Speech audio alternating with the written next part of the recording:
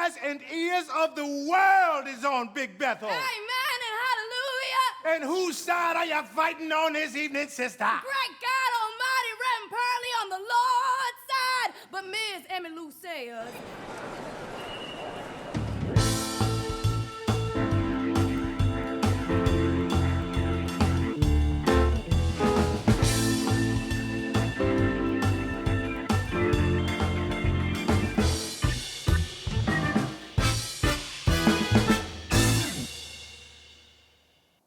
Hello, I'm Patrick Pacheco. Welcome to Theater All the Moving Parts and to provocative discussions about Purlie Victorious, the 1961 Ossie Davis comedy, which is enjoying an acclaimed revival on Broadway. I'm first joined by cast members Carrie Young, J.O. Sanders, and Heather Alicia Simms to discuss their juicy roles in the machinations of its titular hero. Then critic Brittani Samuel and CUNY professor Hilary Miller placed this sly and subversive comedy within the context of Broadway history and civil rights activism. Welcome, Jay, Heather, and Kara, and congratulations on breathing new life into a play that so well deserved it. We should probably say at the outset that on a plantation in the quote-unquote recent past, Purlie, part preacher, part rascal, is determined to trick the owner, old Captain Stonewall Jackson Cotchopee, into giving him a $500 inheritance due to a dead cousin. He enlists sweet young Ludi Bell to impersonate the cousin and thereby hangs this tale. I want to start just by asking you, what went through your minds as you read the script? When I first read the script, I was like, ooh, ouch, yikes. But funny, very, very funny. And wondering how it was going to translate to the current day, 2023, and you know, just all of the conversations that we've been having in the last, you know, pre-pandemic to now, what's happening in the theater and what kind of work we are, what kind of work we're telling. But this play seems to transcend time, and it's really quite amazing how people have been responding to it. But it's incredibly funny. So this is the house where you was born and bred at. Yeah, better than being born outdoors. What a lovely background for your home life. I wouldn't give it to my dog to raise fleas in. So clean and nice and warm-hearted. First chance I get, I'ma burn the damn thing down. Ludi Bell, which was a role which Ossie Davis wrote for his wife, Ruby Dee, which created the role, is sweet, naive, and innocent. What does she learn in the course of the play? I think she learns many things. I think she learns about love, her wants, her desires for love and life. I just know there was something just reeks about that man. He puts me in the mind of all the good things I ever had in my life. I think she grows in this very short period of time and has the ability to and the opportunity to experience what power feels like within the body, and the act of pretending on purpose, and what freedom looks like in her world, and what a beautiful Black family feels like for the first time in her life. Heather, you play Missy Judson, who is a rock, an empowered Black woman who really runs that place, especially her husband, Gitlow. What were your impressions when you read this? Well, I mean, I have to echo what Kara was saying, that, you know, when I first read it, I was like, ooh, ow, ouch, and all of those same sentiments, and not understanding truly how we were going to take this piece, this beautiful piece that Ossie wrote so many years ago, and bring it to an audience in 2023. But one of the things that our director, Kenny Leon, kept saying is that we've got to continue to find the love. And even though Missy seems like, and I do believe she is the rock of this family, she really does love Gitlow. She loves her husband, and she wants him to do well.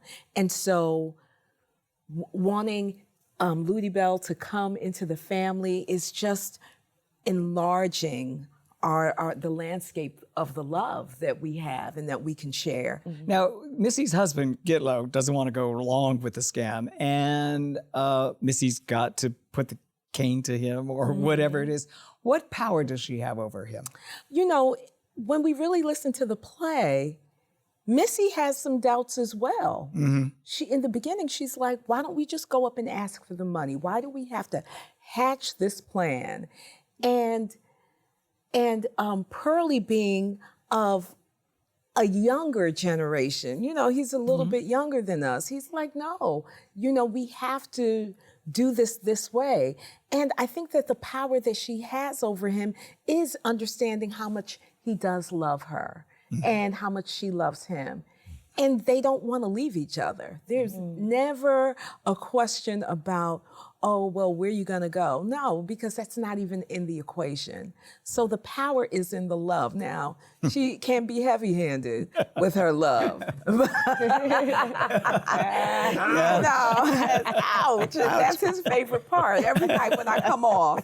The ouch, huh, Jay? Gitlow comes running across the stage, backstage, where you just see him in the back windows. Right. But I'm standing back there when he come across, and he's going, ouch! And we laugh every night. It's before I come on. Jay, you basically play an archetype, you know, in the theater. Bigoted, white, racist. Do you think any single darky on my place would ever think of changing a single thing about this out? To hell with the Supreme Court. As God is your judge and maker. As God is my judge and maker, and you are my boss, I do not. The voice of the Negro himself. Now, what more proof do you? I mean, you've had such a variable career, you know, from Shakespeare to Chekhov to David Hare to Richard Nelson. Where does Kochubey fit into this? This was like take your shoes off and walk across a straight razor. It's fine.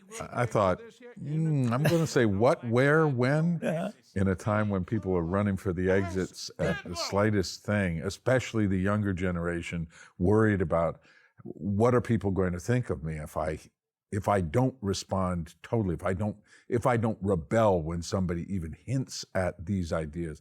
So how do you talk about them? How do you laugh about them? How do you accept the fact that, yes, they're painful, but we laugh at our pain? And that's what makes it possible. And if we laugh together at our pain, we evolve together. We agree it's ridiculous, but we're all ridiculous. So let's find what that element is. And I think also, as Heather was saying, finding the love that Kochubey needs in this, and it's written in, Ossie has it. Kochubey comes in, and the worst things he says are not to the black people in his community, they're to his son. I mean, he's just hateful. Charlie. But he desperately wants Charlie to love him and appreciate him and emulate him, and that's why he's flailing. Ossie Davis does give us a hint when he says, when I think it's Missy, and correct me if I'm wrong, when Missy says to Purlie, Kochubey's no fool. And Purlie says, well, it's going to be one no fool against another no fool. Right. Is the match even? Well, I would say we're both fools. We're both foolish, but we're both dreamers of a kind. I'm dreaming that things just go on as they are because it's all been fine for me. And it's what I was taught and what I'm supposed to be emulating. And I don't know. I'm not questioning further. That's my utter foolishness. I say to my son, he says, we can't do that anymore. I go, why not? It's traditional. And that's, there's no real power, no moral power behind that, but it's a real driving force of like, don't rock the boat. Things are fine. Heather, obviously Gitlow is a Stepin Fetchit character out of that tradition of Stepin Fetchit, that Kochubey creates him as the deputy for the colored. You solemnly swear to tell the truth, whole truth, nothing else but so help you God? I do. Gitlow Judson, as God is your judge and maker, do you believe in your heart that God intended white folks and Negro children to go to school together? No, sir, I do not. How does that bother Missy? You know, so the way that I've watched Billy Eugene Jones craft this character, along with Kenny's direction, is that it feels like that poem, we wear the face that grins and lies, you know? And so it's a constant mask that he's putting on. And he doesn't wear that mask at home, you know? And it is about his survival story. How do you survive in this context? And so when he leaves and he's in the presence of old Captain, then he's got to put on that mask. But when he comes home, he's like, listen, this is what I have to do. And so I think that even though she would rather he not do it, she understands that it is about their survival and that he does have pride in some things. He has pride in the fact that he can pick cotton faster than anybody down here. And that is, you know, he's a hard worker. And so I think that those are the things that Missy looks at and she goes, okay, that's my man.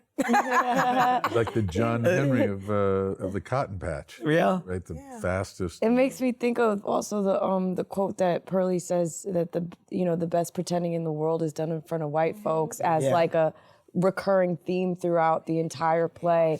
But I ain't never been in a mess like this in all my life. Mess? What mess? You mean go up on that hill in all them pretty clothes and pretend in front of white folks that I'm your cousin B, somebody I ain't never seen or heard of before in my whole life? Why not? Some of the best pretending in the world is done in front of white folks. But specifically in Gitlow's character and the beautiful masks of survival that he goes through. Yeah, I'm going to get to that because it's really one of the Brilliant. most fascinating points that you've just pointed out, Kara. I know that you're from, I think, Belizean emigres, right? Your parents were born in Belize. And it seems to me that the Belizean experience of the enslaved legacy is much different from the American Black that this play occupies. When you were growing up, did you find that you had a different interpretation of the enslaved American past because of that?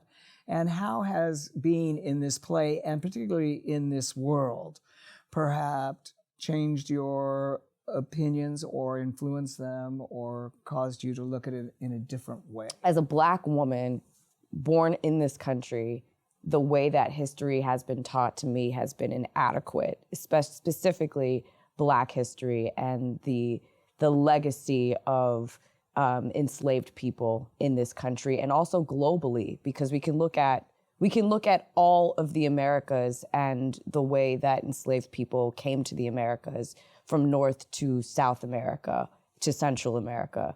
And I believe that going into this play, it does dissect the structures of and the absurdities of the racial and social structures of America.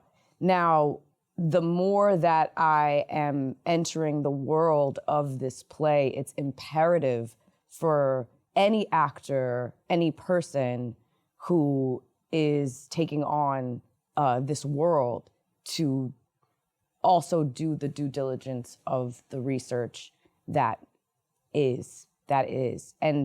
And when we look at the time that we're living in and how history is being buried, and history is always being buried, our history, specifically as a person of African descent, has always been buried. And we can't forget our history. I just want to piggyback on what Kara was saying, because my family is from Jamaica. I'm the first person in my family born in this country. And I grew up in the New York City public school system.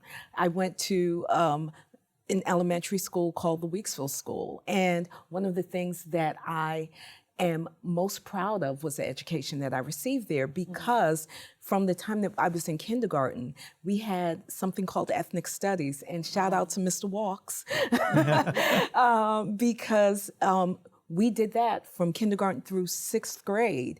And so it was imperative that we understood our history. And so something that you said in terms of how we received the information of the legacy of being enslaved in this country, it was my understanding that it was the enslavement of Black people in this hemisphere, you know, and the why of it. And so I think that I love your answer, because too often, and I think this is something that's happening now, a lot of people want to stratify the enslaved people in America. And I understand that those ships went everywhere. And sometimes they took people who were enslaved here and brought them to the Caribbean, and then took people back. And so it's a constant ebb and flow of us. Yeah. And what Ossie Davis does so beautifully in this play, Jay, is that it's subversive in a very sly, funny way, which is the best way to sort of communicate often to a larger public. In terms of the fact that Purlie sort of is our lodestar, our teacher in this sort of thing, how did you receive what Purlie had to say to Kachapi? He questions. Yeah. I mean, why not? It's tradition, is my answer. Why is that tradition, is what he says. And you can't, you can't bring the two of those together without conflict. And he makes a fool of Kachapi by agreeing with him. Yes. Which is a very by complimenting him. Yes, which is a clever way to subvert ultimate. It's so funny the way Jay. Yes, the great white. Great White Father of the Year. I mean, it sounds, it's a ludicrous idea, but there is something, if there's something in your heart that says, really? Yes.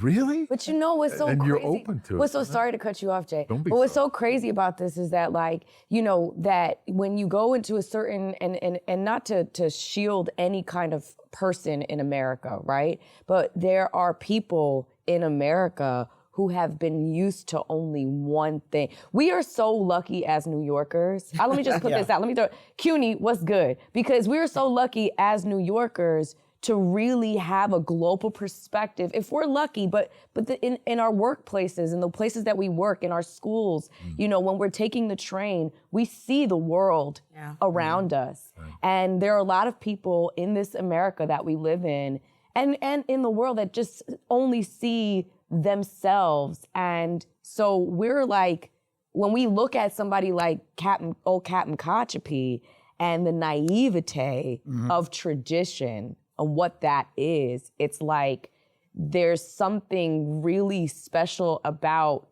the, highlighting someone like this, and the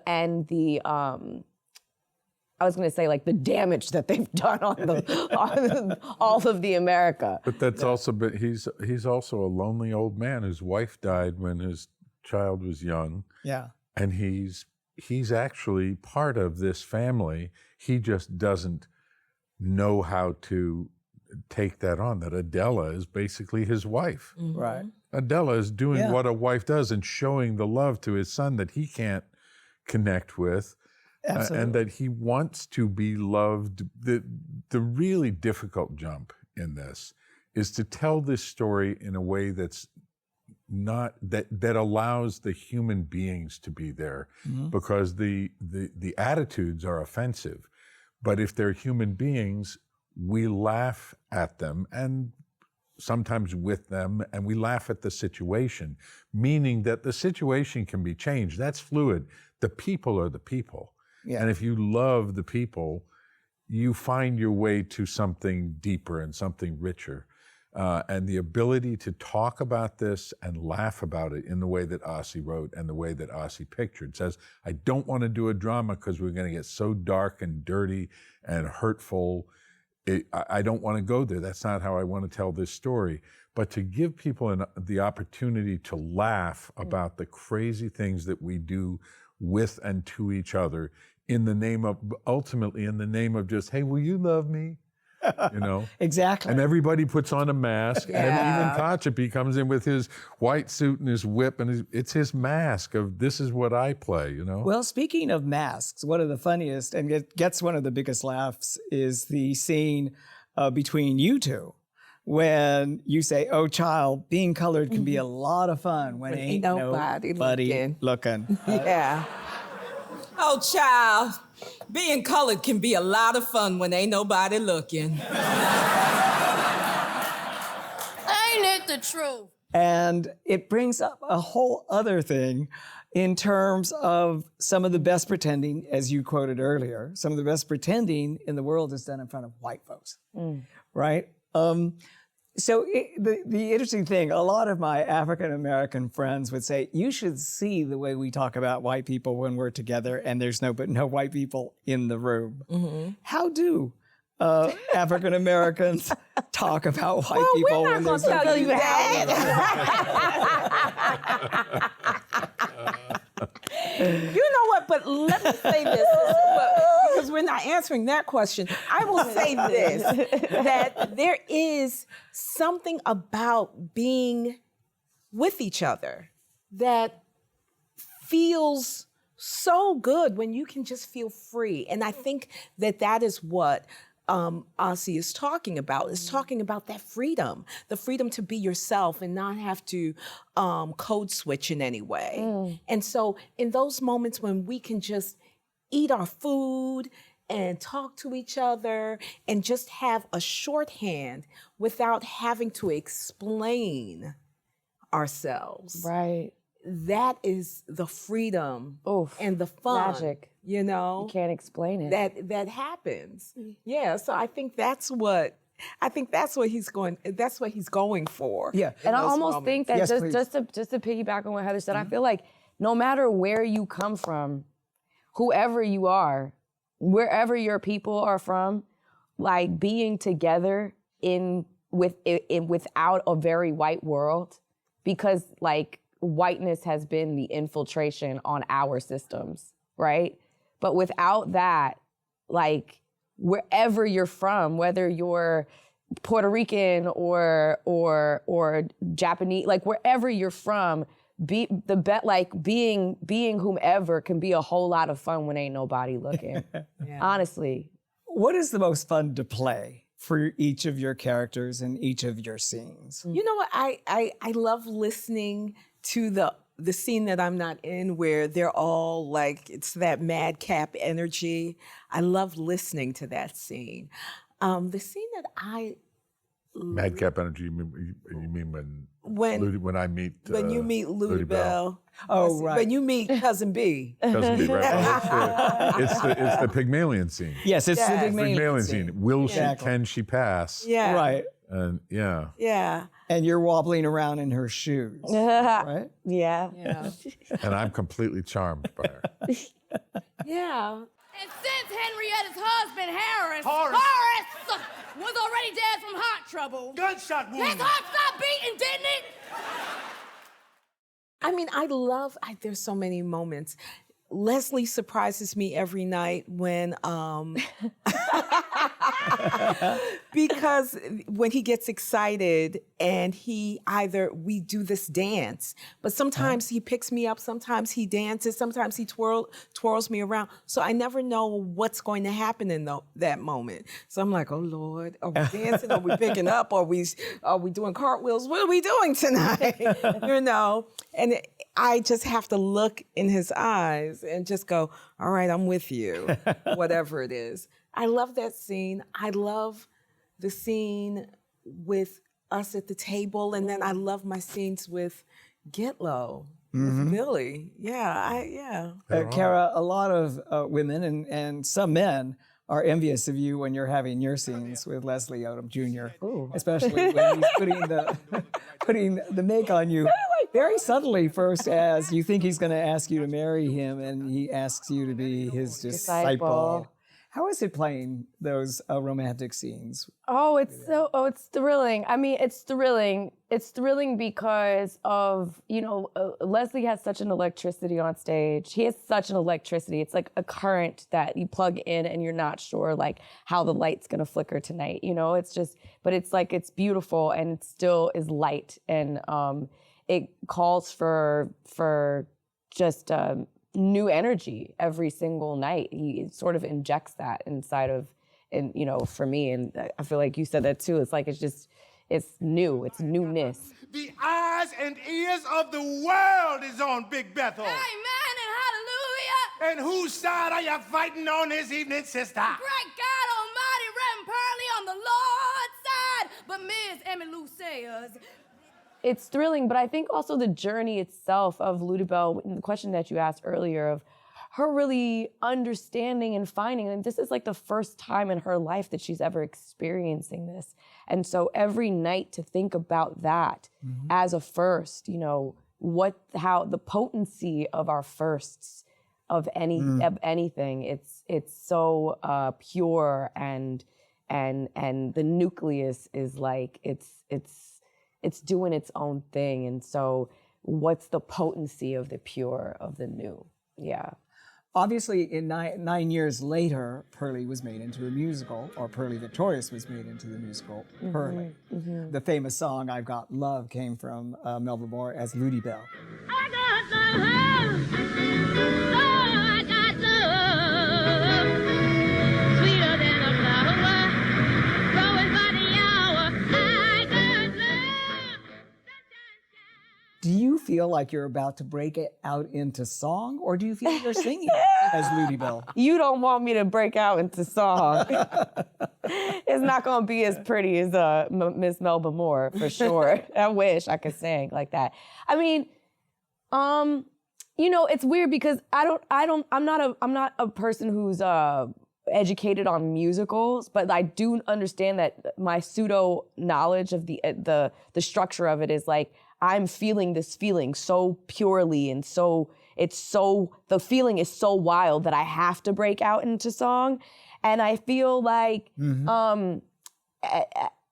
with that pseudo knowledge, yes, if I was a singer, I would totally do that. It's a verse play. It really is. I mean, Ossie brings that understanding of the language he grew up with In Georgia. as song. And I mean, you don't just come in and say, hey, where are you, boy? What are you doing here? I come in and go, why don't you, boy? Why don't you? You don't know, boy, what a strong stomach it takes to stomach you. It's this flow, this overflow of everything that's going on in you through language. It's the fact that Purlie Victorious brings up the Constitution a lot. Now, as Americans, we don't think about the Constitution. In fact, when the play What the Constitution Means to Me, it felt as if though you were almost bringing up God, which nobody brings up that much, in our world, in our theater world. But also because the Black church has been the seat of Black liberation for so many years, when he talks about what he preached, when he went down to Dothan, Alabama, and it's all from the Constitution. It's all from, Right, that's right. all of these things. And I'm like, okay, yeah, but where's the Bible in this? And he's like, no, this is our freedom. This is where our liberation stands. And if I can preach this, because there is, in our country, so many people hold the Constitution as holy, but keep trying to poke holes in it, And so how do we use these texts, the Bible, the Constitution, and how do we use them and uphold them, but we still are trying to break them down? It's imperative that I feel like Ossie references the Constitution, because if all men are created equal, yet we are not, but yet that the Constitution is supposed to be applicable to all citizens, yet it is not giving us the freedom that we deserve, right? And like at the reference of the play is to receive the inheritance that is owed to us in order to buy back a church that is in our legacy, that is in Purlie's family, that's of meaning, a piece of land that the vibration around it has been so meaningful in their life. And so like the reference to the Constitution, I believe, is a bigger metaphor for if this is the doctrine of our country, then it and what it actually says should actually be applicable to all citizens of this country. Absolutely, and that's why, as you said, Heather, people are trying to poke holes in it and get around it. Yeah. We only have a minute left, but I wanted... Sorry, Richard. I wanted to just ask you, how has this experience, being in this play, changed you in a way? In a word, if you can sum it up. I don't know that I have a word. I can just say that given that this play is being done during this time, it feels like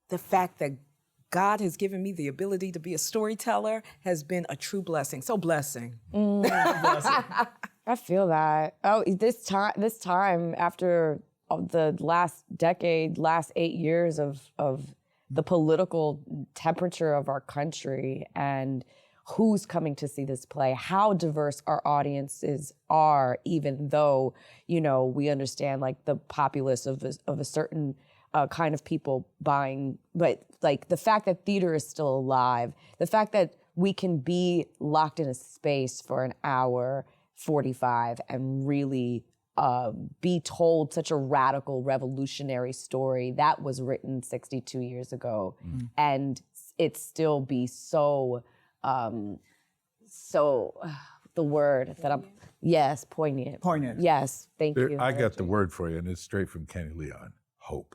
Hope. It's Amen. hope. And it's been a blessing for us to have you on this show. Thank you so much for Thank joining you so us. much. Thank you. Thank you. Thank you. We're taking a short break. When we return, I talk with critic Brittani Samuel and CUNY professor Heather Miller to provide insights into how Ossie Davis wrote Purlie Victorious to address the inflamed issues of Black liberation in the early 60s. We are back. I'm here with critic Brittani Samuel and Heather Miller, a CUNY professor of English and theater, to discuss the original Purlie Victorious from 1961 and its significance in Broadway history and the civil rights movement. Welcome, Brittani, and welcome, Hillary, to Theater All the Moving Parts. Thank you for joining us today. Thank you. Ossie Davis was born in 1917 in Georgia and went to Howard University wanting to be a playwright. In fact, he was seduced to the theater when he arrived in New York and was in over 15 Broadway plays, most of them by white writers. However, in 1959, he was in Raisin in the Sun with his wife, Ruby Dee.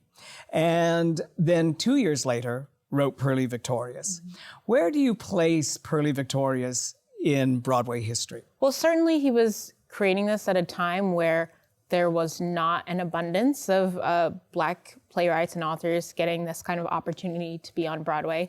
I think the fact that he was in Raisin in the Sun is really significant because obviously Lorraine Hansberry's work was such a landmark piece of theater, but it's almost interesting to think about the works by Black people that were on Broadway before that, if it's a Lorraine Hansberry or Langston Hughes's The Mulatto. Like, you had to be kind of a really prolific figure, it seems like, in the whole course of social justice history. I think certainly Davis was a titan of his time in terms of arts and arts activism, and this, play really launched his career to the next level.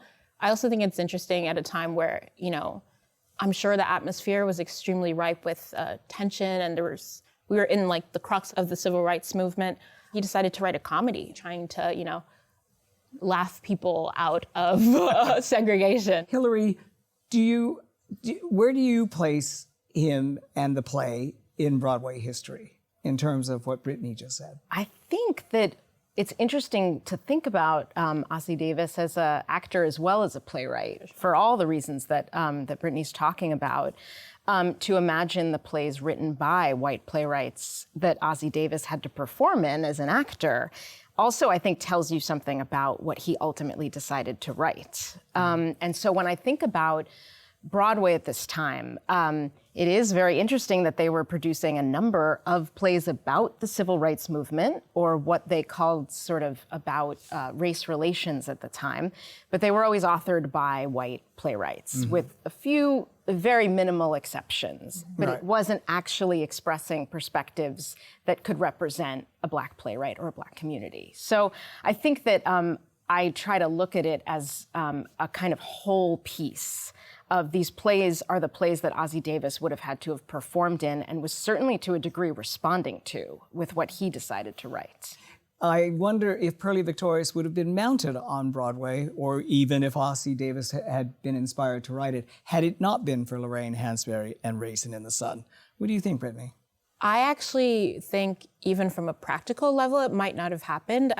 Phil Rose helped bring Lorraine Hansberry's work to Broadway, and he is billed on the marquee of the original 1961 production of Purlie. So you can kind of imagine Davis like backstage or in meetings, maybe even pitching this idea, working on this idea at the time to Mr. Rose. So it certainly had that effect. Also, of course, the magic of him acting with his wife, Ruby Dee, also a really prolific artist activist. You mentioned earlier that he was going to laugh people out of their racism, which is a good way to put it. To what extent do you think he was influenced by Raisin in the Sun? I mean, I imagine, again, you know, Lorraine Hansberry's work was also revolutionary. She had that spirit. She was in, you know, she would meet with Kennedy, and she was an activist in her short lifetime. And Davis was too, as was Dee. You can imagine them like marching and striking in the day and then going to do this show at night. So I think it was probably important for him to realize that there are multiple ways to kind of change the fabric of society. There are multiple avenues you can try to open people's hearts and minds. And he originally intended for this play to actually be more serious, more of a rage play and a reaction to the times. But he said, as he looked back on his writing, he thought it fell flat. He wasn't building characters, he was building emotions. And it wasn't until he was able to like tap back into his own childhood and the people that he knew, he was able, you know, it probably flew like lava out of his hands, the comedy that we have today. Yes, he would have heard those preachers' sayings in pulpits in deep Georgia, where he grew up. The interesting thing about it, when he showed Ruby Dee the manuscript, she was a little upset about the stereotypes that she thought he was creating, until I think she saw it on its feet. How do you think that he was able to thread that needle in Purlie Victorious? So he had a whole range of experiences, including working with the Rose McClendon players in Harlem. And there were shows that were done then, they did on Stryver's Row, that are incredibly funny. They're, you know, that's an extreme satire. And so I think that there were a lot of influences that were sort of showing him and proving how many different ways there are to actually get a message across, to actually get a very serious message across. What's amazing about the play is its generosity and its laughter as well. It's obviously after the Montgomery bus boycott in 1955, but before the march in Washington in 1963. And the fact is that, you know, his father was almost shot by the KKK in Georgia because they felt that as a railway engineer, he shouldn't be Black and having this kind of job. Where do you think this generosity came from in terms of how it's expressed in the play, Brittani? It takes a lot of any person to come from such difficult circumstances, to know that your parents come from such difficult circumstances, and still wake up every day and find joy and put pen to paper and do the work. I think what's really interesting is Ossie probably, he knew the way people look down on him, his race, and that's on the page. But I think, and back to your question as to why Ruby Dee might have not even reacted to it initially, when it's on the page, you are actually seeing tropes, you know? You're seeing what people expect of you. You're seeing an Uncle Tom trope, a really bigoted trope. You're seeing a mammy trope. But when you actually fill those characters up, as these actors have done in '61 and now again with the revival on Broadway, they're able to like play into the subversive nuances of that role. You know, Davis was probably able to find that joy and generosity just in the fact that he and both Purlie always knew what was in Black people and the magic and the power and the intelligence that was in us, even if others didn't. Obviously, the march on Edmund Pettus Bridge and the violence that followed in that regard. I wonder if he could have written this play after 1963 in terms of the violence. And he's basically, is he preaching a non-violence in Purlie Victorious? This is one of the things that I think makes it such a rich piece. There's a great line in the play that when I went to see it was a huge laugh line, where the old captain says something like to his own son, you know, don't preach that nonviolent stuff to me. And everyone laughs because he's an enormously violent, hateful character. It wasn't the last living drop of Cotcheby blood in Cotcheby County. I'd... Yes, sir. Are you trying to get non-violent with me, boy? And I think that there's that Ossie Davis is playing with the fact that at that moment this would have been a much discussed, much debated perspective that people would have been in their own lives considering what it meant. Was it its efficacy, its origins? So I think it's really a public space to air these things out more so than it is a preaching of one side or the other. Well, I completely agree. I was just gonna say, I actually think that his humor has a tinge of violence in it, in the sense that this act of what he was offering to the world, in a way, is a little violent. I mean, it's recorded that Dr. King came to the show, loved it, went backstage. But Malcolm X also came to the show. And I read a story where Davis and the cast were kind of like waiting with, you know, bated breath, like, oh my God, like, is he gonna think this is funny? And he loved it because, you know, anything that, you know, laughed at Whitey, laughed at the cracker was well worth it in his opinion. Because you're so absurd that you are kind of funny. And that is violent in a way. And what's poignant, of course, is that Davis gave the eulogy not only for Martin Luther King, but also for Malcolm X. Yeah.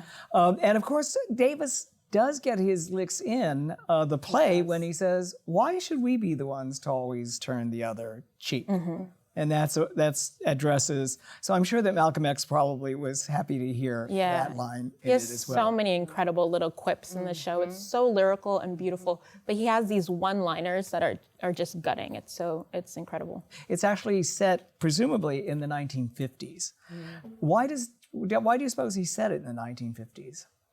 It's that adage of, you know, an artist's duty is to reflect the times. You know, I think he's literally showing a mirror up to society, and specifically to probably affluent New York City Broadway audiences. Like, this is happening right now in your own country. Brown versus Board of Ed was in the 50s as well. Emmett Till, I'm pretty sure, was lynched in the 1950s.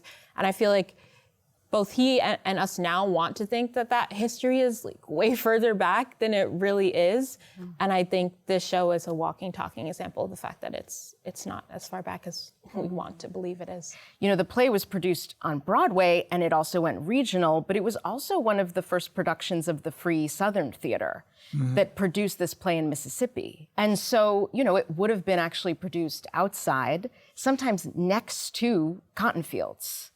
And so you could imagine that a show like this, the question of like, wait, when is this? Would, in some senses, have different answers, you know, according to different audiences. And that is what is really, again, like the way that Ossie builds, I'm saying it like I'm his friend, the way that Ossie Davis has built this piece. He's all of our friends. He's all of our friend. Really, like, I think allows us to think about time in different ways, which is really an exciting part of the show even today, as well as, I mean, it's one of the devastating parts of the show. The original production ran for 261 performances. It had a fairly healthy run. The musical 9 years later, Purlie, ran for 688. Can that merely be ascribed to the fact that the white theater-going audience prefers musicals to drama, or do you think something else is at work? Yeah, that's interesting. First, I'd say I feel like in 2023, that would be a very healthy run for a new Black play. It could be that. I mean, I think in general, people enjoy music. I'm probably the 0.0001% that prefers a play anytime to a musical. I also think it's significant to say, if you can imagine that this show probably had a majority, if not all, Black singing cast. Black people are really good at singing, and our music sounds good. There's that legendary performance of the famous song from the show at the Tony Awards, and it's like striking to hear what comes out of those performers' Melba mouths. Moore, Yes. I Got Love.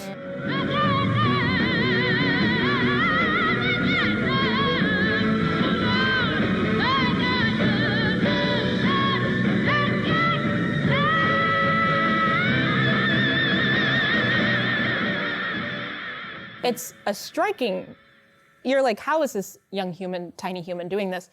Who played Ludi Bell. Yes, so there's definitely also that.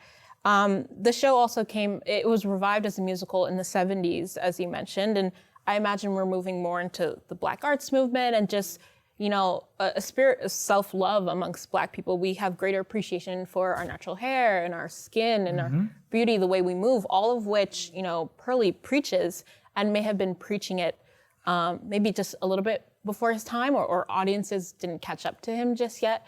But I'm sure all those messages, especially that final monologue he recites about, how we all need to love ourselves and remember that no one told us that we're worse than anybody, or people told us that we're worse than anybody else, but we are not actually worse than anybody else. He was very prescient. I think the actual Black beauty movement was traced back to a fashion show in 1969. So we're talking about 8 years earlier. Yeah, it's right on that self-love crux and that more Afrocentric, probably atmosphere that was happening. When you read the reviews of your peers, what struck you about them? I think it was raves all around. I think people could acknowledge, one, that it's a very rare thing to see this play. It hasn't been produced again since its debut in the 60s, and just the magic and importance of that. But it feels like a passion project. Like the star Leslie Odom Jr. has spoken publicly about the fact that this is a show he would use to audition with, and he was always extremely passionate about getting these words in front of a great audience again, and all of that comes through. I mean, the cast is just top-notch, all-around heavy hitters, and I think it'd be impossible, whether you're a critic, whether you're a regular audience member, even if you've never heard of Ossie Davis or any of these players, I think it's pretty impossible to leave that show and not feel like you've been changed. One of the things that came to mind after I saw the play was the trickster figure. Had always figured a lot in the folk tradition of African American literature. How do you feel that Ossie Davis used that trickster figure, which he must have heard about growing up as a kid in Georgia, and brought it with a mid-20th century resonance? What do you think in terms of how he handled the trickster figure in Purlie? It's a great question. I mean, I think I'm still like behind a couple of questions. That's why I was like, you can catch us up. Well, no, I got a little bit distracted because the question of how it was reviewed. I think that Purlie in '61 was not unanimously reviewed as the masterpiece that I think we understand it to be today. Do you remember what it was criticized for, perhaps? There's one, in fact, that's unforgettable, that Robert Brustein, who is at Yale, and most people know, who teach his work, think of his work because he had the now very famous sort of debate with August Wilson about casting. Yep. And Robert Brustein's review of this basically accuses the play of setting back integration and the relationship. He believed that these characters were true cardboard cutouts, which of course is ironic given the critiques of what had been on Broadway up until this point or what roles Black people were most often playing. Exactly. To that point. And he essentially said, this should not be equal opportunity for cardboard characterizations. He called it a farce fantasy. He didn't get it. And when I read that review, I think it's connected to what we were talking about with the comedy, that the comedy is in many ways extremely subversive and might even be threatening in its own way to certain audiences that have perhaps Robert Brustein had in his mind what a play that tackled, let's say, segregation through comedy should look like or might look like. Subversive is a good term to use in talking about this play. And subversive, that was the function of a trickster figure. Right. Was to be slyly subversive. In what way do you think he successfully conveyed the trickster figure in Purlie Victorious? I think it's to the point where what maybe Bruce didn't understand is that these tropes, or people who are acting in a specific way, are actually working behind the scenes. They're working against the forces that be. If specifically, like Brer Rabbit is a really popular example. Aunt Nancy the Spider. I don't even know if that's African or Jamaican folklore. I don't really know, but you hear of this Aunt Nancy the Spider being a trickster, or Brer Rabbit, always convincing the people who are trying to attack him to send him back where he wants to go anyway.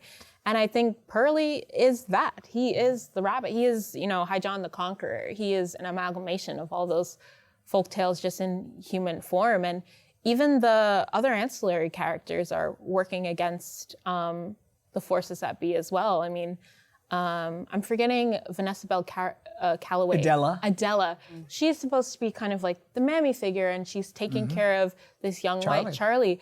But I mean, she has all the mouth, sass, intelligence. She knows exactly what game she's playing. And when it comes time to really come through for her people, she does. And what you get is the love for Charlie to Adela, and Adela to Charlie. Absolutely. And that is what Bruce Dean didn't get. And we have to wrap up, but this is my final question to the both of you. And that is that it couldn't be cardboard characters and evoke the emotion that it did, which you started out speaking about, the emotional impact of this particular play. What was the emotional impact of this particular play after you saw it for you, Brittani? It's a great question. I mean, one, I literally had not laughed in a theater in a long time to that degree. I think it's really powerful to see that, although, so many aspects of this play don't represent my exact culture, exactly what I've known. I've always lived in New York. I come from a West Indian family, and things are a little bit different. Some of the quips that are in the play about how Black people have a lot of fun when white people aren't around. I mean, that can go across the diaspora, you know what I mean? The whole global majority diaspora probably. So I think I walked away with a feeling of being extremely seen and catered to, and like I was on top. Like it was a show set during a time of Jim Crow segregation, and I still walked out feeling on top, which is really incredible. Hillary? I think I was just moved to see the creativity in a sense. I mean, I think because of what I previously knew about this play and its connection to something like the Free Southern Theater, and I remember reading that the people who created that theater were saying when they talked about doing this production, they said something like, it's not going to solve the many problems that we have right now, but it's going to be almost like a celebration of creativity in a space where it's often not public or constrained. And I think that there was something so liberating to just watch the humor and accept the difficult parts of the play and to be pushed in all these different ways. I mean, I was terrified at moments, right? As soon as you see that there's a whip on stage, it's like Chekhov's gun or something. I'm gonna really give you something to arrest me for. Have a chair, boy. I'm still a white man. Congratulations. I told you 20 years ago this bullwhip was gonna change hands one of these days. Purlie, wait. Stay out of my struggle for power. I found that, I just found the roller coaster that it took me on itself to be something that I don't have all the time that I go to the theater. What I was so moved by is that the violence was yet to come of Birmingham, Alabama, and the death of Martin Luther King, the assassination. And for this kind of moment in history, there was this sweetness, this innocence, generosity, and yet he brought so many factors across that were worthy of being considered. So it was very provocative.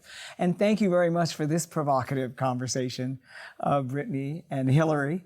And thank you very much. Thank you. Yeah. And thank you for joining us. We look forward to bringing you more fascinating conversations with artists and professionals who live and work only to astonish us. I'm Patrick Pacheco.